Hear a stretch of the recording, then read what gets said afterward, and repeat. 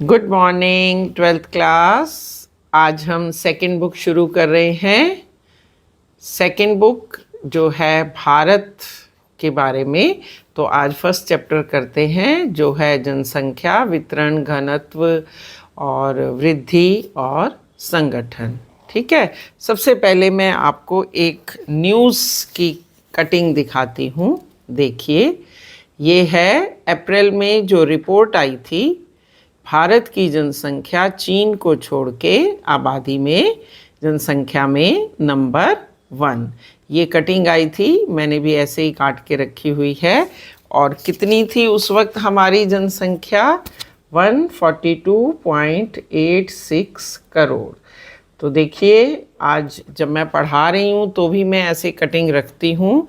तो मेरा ये दिखाने का दो मकसद थे। एक तो आपको ट्रू जनसंख्या का पता चल गया, दूसरा इसी तरह से आप बेटा न्यूज़पेपर में से जो ज्योग्राफी से रिलेटेड न्यूज़ होती हैं, जैसे अभी बाढ़ की न्यूज़ है मनाली में, दिल्ली में, और भी कई जगह बादल फटा हुआ है, तो उनसे रिलेटेड जो न्यूज़ होती हैं उनकी कटिंग्स को आप डेट के साथ, है ना, रखेंगे तो क्या होगा, आपको कारण और ये कब हुआ, ये कैसे हुआ, इनके बारे में आपको विस्तार से पता चलेगा।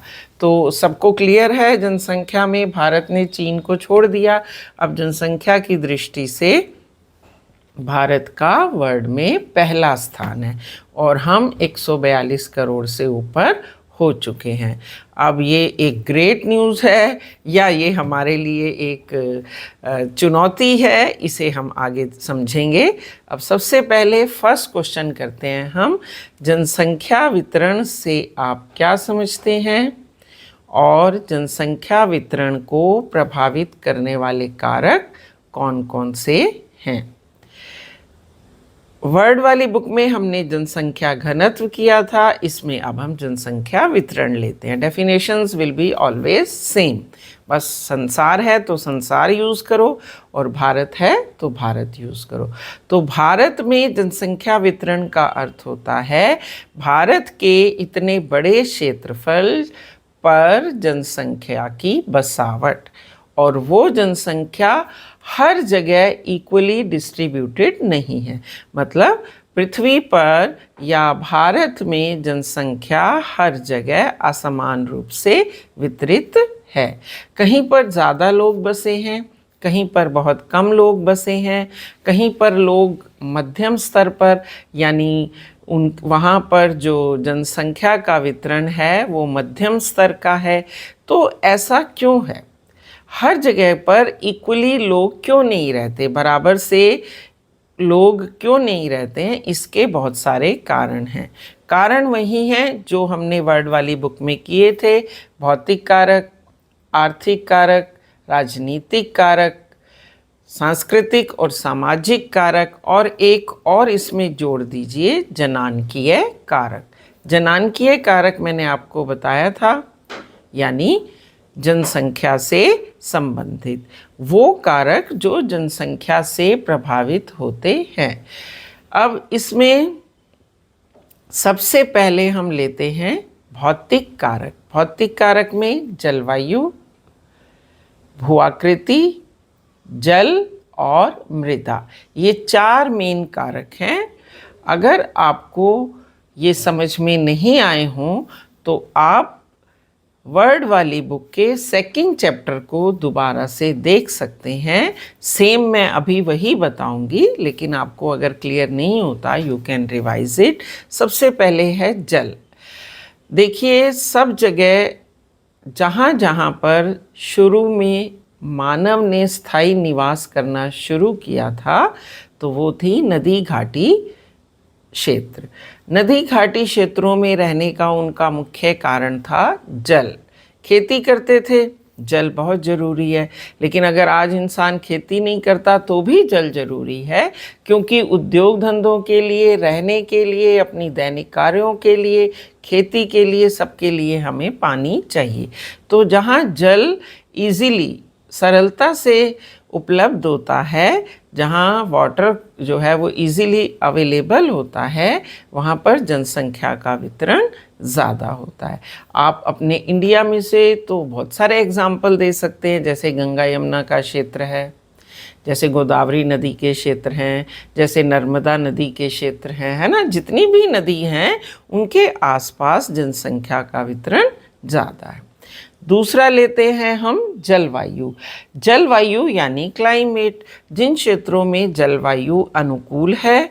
अनुकूल हमने पढ़ा कि भारत विभिन्नताओं का देश है, तो बहुत सारे एरियाज़ ऐसे हैं जहाँ पर या तो एक्सट्रीम है जलवायु, बहुत उष्ण है, ज़्यादा गर्मी, ज़्यादा सर्दी, ज़्यादा बारिश, ज़्यादा बर्फ़, तो वहाँ पे लोग कम रहते हैं। लेकिन जहाँ पर जलवायु मानव के रहने के अनुकूल है, वहाँ पर लोगों का वितरण अधिक है।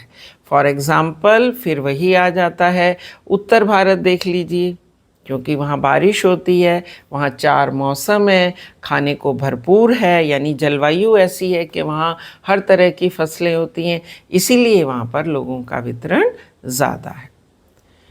क्लियर? थर्ड पॉइंट करते हैं, भू आकृति। भू आकृति यानी पर्वत, पठार, मैदान, घाटियाँ। आप सोच के देखिए, इनमें से हमारे यहाँ पर किस क्षेत्र में जनसंख्या सबसे ज़्यादा है? तो मैदानों में जनसंख्या ज़्यादा निवास करती है बजाय पहाड़ों और पठारों के। उसका रीज़न है, मैदानों में सुविधाएं ज़्यादा हैं, मैदानों में रोज़गार के अवसर ज़्यादा हैं, क्योंकि मैदानों में फैक्ट्रियाँ, उद्योग धंधे ज़्यादा हैं। मैदानों में सब चीज़ों की उपलब्धता होने के कारण अच्छे मीन्स ऑफ ट्रांसपोर्ट यानी जो आपके आवागमन के साधन हैं वो ज़्यादा विकसित हैं, स्वास्थ्य की सुविधाएं ज़्यादा अच्छी हैं, शिक्षा के अवसर ज़्यादा हैं, क्योंकि वहाँ पर बेटा स्कूल, कॉलेज, उद्योग धंधे या नौकरियों के लिए ऑफिसेस जो होते हैं वो स्थापित करना बहुत आसान है। और दूसरा आजकल के जो कारण चल रहे हैं ना, जैसे मनाली में इतना ज़बरदस्त आया, बादलों का फटना, ये जलवायु से रिलेटेड कर सकते हो कि वहाँ पर जो जलवायु है वो बहुत भंगुर है। भंगुर का मतलब कभी भी कुछ भी आपदा आ सकती है, ज़रा सा बादल फटा, बाढ़ आ गई और सारे मनाली की सड़कें बह गई, है ना। इस तरह की चीज़ें पर्वतीय प्रदेशों में ज़्यादा होती है, वहाँ आपदाएं बहुत जल्दी आती हैं और फिर उनको ठीक करने में, वहाँ पर दोबारा से आपको बसने में बहुत टाइम लग जाता है, तो इसीलिए पहाड़ों पर ज़्यादातर वितरण कम है। लास्ट रह गया मृदा। अब पहाड़ों पे भी मृदा अच्छी होती है, ऐसा नहीं है कि पहाड़ों पे मृदा नहीं होती। आप देखो, सेब है, आड़ू है, खुमानी है, बादाम है, अखरोट है ना, बबूकोशा है, नाशपाती, सब पहाड़ों से आते हैं, तो खेती वहाँ पर भी होती है, वहाँ पर भी मिट्टी अच्छी है। और मैदानों में सबसे ज़्यादा जलोढ़ मिट्टी पाई जाती है, तो इसीलिए इन क्षेत्रों पर जनसंख्या का वितरण अधिक देखने को मिलता है। अगर आप पहाड़ों पे चले जाओ ना, तो पहले वाला हिसाब नहीं है कि बिल्कुल जनसंख्या है ही नहीं, बहुत बसे हुए हैं पहाड़ वहाँ पर, क्योंकि पर्यटक जाते हैं तो उसके कारण उनकी इनकम हो जाती है, उनको एम्प्लॉयमेंट मिल जाता है, तो इसीलिए पहाड़ बसे हैं, लेकिन मैदानों से कम बसे हैं। ठीक है, ये सारे हो गए हमारे भौतिक कारक। अब हम दूसरे करते हैं, वो हैं हमारे आर्थिक कारक। भारत का नक्शा आपने 11th में बहुत डिटेल स्टडी की है बेटा। उत्तर भारत का मतलब जहाँ हिमालय पर्वत है, वहाँ पर भी कई तरह के खनिज मिलते हैं, और पठारीय प्रदेश यानी दक्षिण भारत में भी बहुत तरह के खनिज मिलते हैं। तो उन खनिजों के कारण वहाँ उद्योग धंधे इजीली स्थापित किए जा सकते हैं, और उद्योग धंधों के कारण वहाँ लोगों को रोज़गार के अवसर अधिक होते हैं। उद्योग धंधों में भी अधिक होते हैं और खनन में भी अधिक होते हैं, इसीलिए पठारी क्षेत्रों में और हिमालय के तराई रीजन में जनसंख्या का वितरण बहुत अधिक होता है। और भारत में जितनी कैपिटल सिटीज़ हैं, हर एक राज्य की एक राजधानी है और वहाँ पर उस राज्य का सारा एडमिनिस्ट्रेशन वर्क होता है, यानी वहाँ का मंत्री, मुख्यमंत्री, राज्यपाल, है ना, वहाँ के विधायक, वो वहाँ रहते हैं और वहाँ ये सारा कामकाज देखते हैं। तो वहाँ एम्प्लॉयमेंट बहुत अच्छी है। इसीलिए ज़्यादातर कैपिटल सिटीज़ में जनसंख्या का वितरण हमें अधिक देखने को मिलता है। तो उद्योग धंधों में आर्थिक कारक में उद्योग धंधे आ गए, खनन आ गया, जिसके कारण कि वहाँ पर रोज़गार के अवसर अधिक हैं और लोग रहते हैं। हर एक पॉइंट में आप एग्जाम्पल देना मत भूलो। जो भी पॉइंट क्लैरिफाई करते हो उसके साथ वर्ड में से मैं समझ सकती हूँ कि एग्जाम्पल देना थोड़ा टफ हो जाता है, लेकिन बीइंग इंडियन आपको इंडिया में पता होना चाहिए कि जल अगर लिख रहे हैं, जलवायु अगर लिख रहे हैं, उद्योग लिख रहे हैं, खनन लिख रहे हैं, तो कौन कौन से एरियाज़ हैं, कौन कौन से क्षेत्र हैं जहाँ पर इनके कारण भरपूर जनसंख्या या जनसंख्या का वितरण अधिक है, तो वो एग्जाम्पल लिख दो। अब उद्योग धंधे हैं, उद्योग धंधों में देखो मुंबई कितना बसा है, कोलकाता कितना बसा है ना। एडमिनिस्ट्रेटिव ब्लॉक में देख लो, दिल्ली है, गांधीनगर है, लखनऊ है, खूब जनसंख्या है। साउथ से भी आप एग्जाम्पल ले सकते हैं। आपने इधर मुंबई लिया है, उधर मैंगलोर ले लो, बंगलौर ले लो, है ना। उड़ीसा की राजधानी है भुवनेश्वर, वो ले लो। कोलकाता हमने पश्चिम बंगाल की ले ली, बिहार की पटना ले लो। तो इस तरह से थोड़ी नॉलेज मैप की रखो। अब आप 12th क्लास में हो, आपको हर एक राज्य की राजधानी और हर एक राज्य में ऐसे ऐसे नगरों के नाम पता होने चाहिए जो किसी मुख्य कारण के कारण, मुख्य जिनका कोई कारण है और वहाँ पे जनसंख्या का वितरण ज़्यादा है, तो आप हर जगह वो एग्जाम्पल लिख सकते हो। अब थर्ड करते हैं हम सामाजिक सांस्कृतिक कारक। आप अगर इंडिया में देखेंगे, पूरे नक्शे को ध्यान से देखोगे तो आप देखोगे हर एक राज्य एक अलग भाषा को बिलोंग करता है। साउथ से अगर हम चलें, केरल है, तमिलनाडु है ना, मलयालम हो गई, तमिल लैंग्वेज हो गई, कर्नाटक है, इधर आ जाओ तो आंध्र प्रदेश है, तो सब में वहाँ कन्नड़ लैंग्वेज है। आंध्र प्रदेश में अलग से लैंग्वेज है। फिर आप मुंबई महाराष्ट्र में आ जाओ, वहाँ अलग से लैंग्वेज है। फिर आप सिख देख लो, वो पंजाब में रहते हैं। हरियाणा में देख लो, अलग लैंग्वेज वाले लोग रहते हैं, है ना। तो हर एक राज्य में सांस्कृतिक कारणों के कारण ही एक तरह की धर्म भाषा बोलने वाले लोग रहते हैं। उनका मेन रीज़न यही होता है कि वो एक साथ रह के अपने धार्मिक त्यौहार, अपने भाव, अपना रहन सहन, ये सब एक दूसरे से बांट सकते हैं। क्लियर।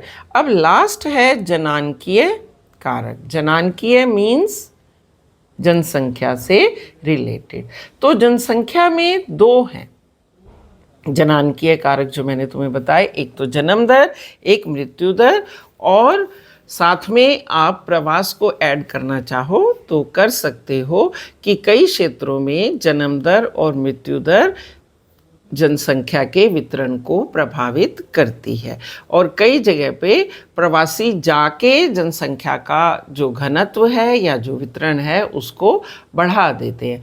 फॉर एग्ज़ाम्पल देखो, मुंबई में, दिल्ली में, या आप साउथ में और चले जाओ, गोवा में है या ऊपर मनाली में है, कई पर्वतीय स्थान ऐसे हैं ना जहाँ पर पर्यटन बहुत आते हैं, तो लोग वहाँ पे चले जाते हैं क्योंकि वहाँ मीन्स ऑफ एम्प्लॉयमेंट ज़्यादा हो जाती है, वहाँ कुछ भी काम करके वो पैसा कमा सकते हैं। तो इस तरह से भी जनसंख्या का वितरण प्रभावित होता है। तो आज वैसे मैं सोच रही थी कि मैं इसको कंक्लूड करूँगी बहुत छोटा, क्योंकि हम फर्स्ट बुक में ये कर चुके हैं, लेकिन फिर भी मैंने आपको ये पूरा विस्तार से समझाया है। अब इसी से रिलेटेड बहुत सारे क्वेश्चन बन जाते हैं। जैसे एक क्वेश्चन है, जनसंख्या वितरण को प्रभावित करने वाले भौतिक कारक कौन से हैं? जनरल 4 कारक आप बताओगे। अगला है, जनसंख्या वितरण को मिट्टी और जलवायु किस तरह से प्रभावित करते हैं? जनसंख्या वितरण को औद्योगिकरण कैसे प्रभावित करता है ना? जनसंख्या वितरण को नगरीकरण कैसे प्रभावित करता है?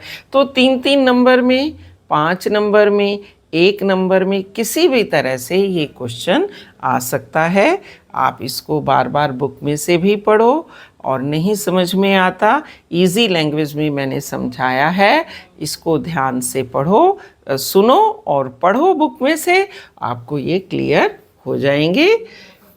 मैं आशा करती हूँ कि इस क्वेश्चंस को आप बोर्ड पॉइंट ऑफ व्यू से अच्छी तरह से करेंगे, क्योंकि एक मेजर क्वेश्चन है ये, और ये बहुत ही इम्पॉर्टेंट है बोर्ड पॉइंट ऑफ व्यू से भी।